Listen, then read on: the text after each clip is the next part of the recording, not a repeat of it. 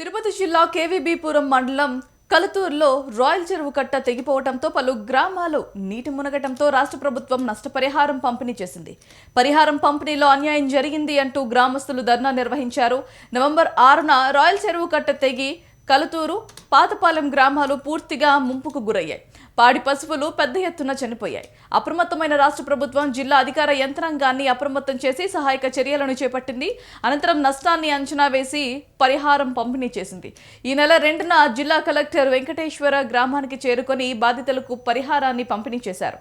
అయితే ఈ నష్టపరిహారం పంపిణీలో కొందరికి అన్యాయం జరిగిందని, మరికొందరికి అసలు పరిహారం అందలేదని ఆవేదన వ్యక్తం చేశారు.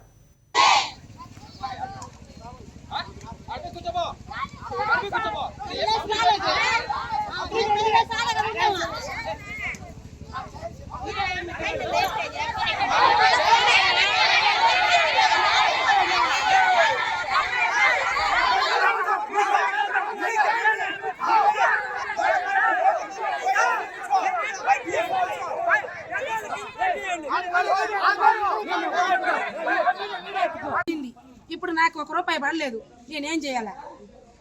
ఇల్లు కూడా లేదు, ఇప్పుడు ఏడు ఉండాలా? దానికి మాకు ఏది పడలేదని అడిగేదానికి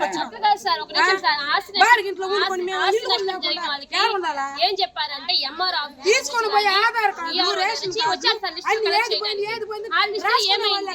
మాకు చేసిన వాళ్ళు ఎవరు? మేము ఆస్తి నష్టం జరిగిన వాళ్ళు ఎలా? ఇప్పుడు మీరు యానిమల్స్ డెత్ అయితే ఇచ్చారు, అది మాకు తెలియాలి. ఇచ్చి సగం వచ్చి ఎవరు అధికార బలంతో చేస్తున్నారు? మేము ఎంఆర్ ఆఫీస్ వీటిలో వచ్చి మా దగ్గర రాజకీయ చేయబోకండి చెప్పు. ఇల్లే సార్ ఫస్ట్ వచ్చిందే, మేము బతికినామంటే దేవుడు ఫస్ట్ అన్ని పోయింది మా ఇల్లు అనుకున్నాం మేము.